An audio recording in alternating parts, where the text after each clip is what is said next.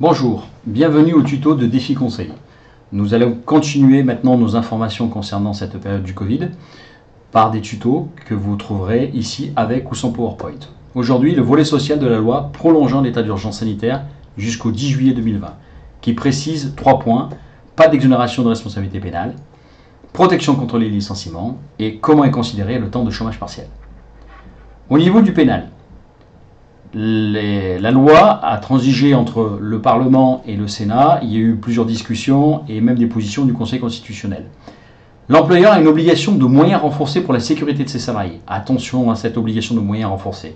S'il justifie avoir pris toutes les mesures nécessaires pour assurer la sécurité de son personnel, physique et mental, les fameux RPS, on n'ira pas l'accuser sur le plan civil.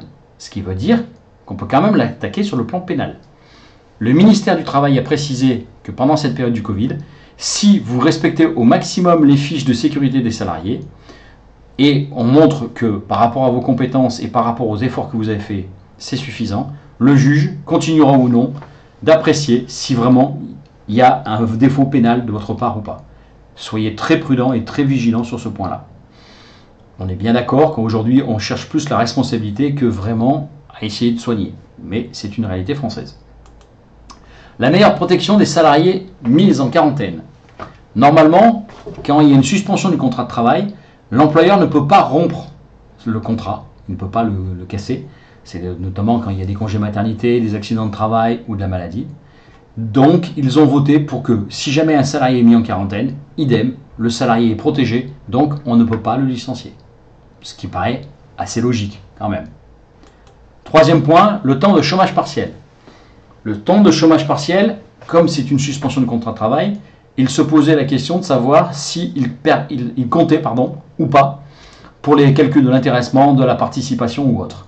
Donc si vous avez des calculs d'intéressement, de participation qui tiennent compte du temps de présence, attention, au même titre que la maladie, que l'accident de travail ou le congé mater, la période du chômage partiel compte comme du temps de travail effectif, on va dire.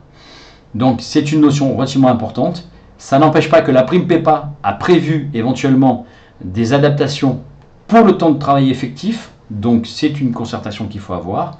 Le cabinet Défi Conseil restera à votre disposition pour des missions en ce qui concerne soit la prime PEPA, soit la mise en place des contrats d'intéressement.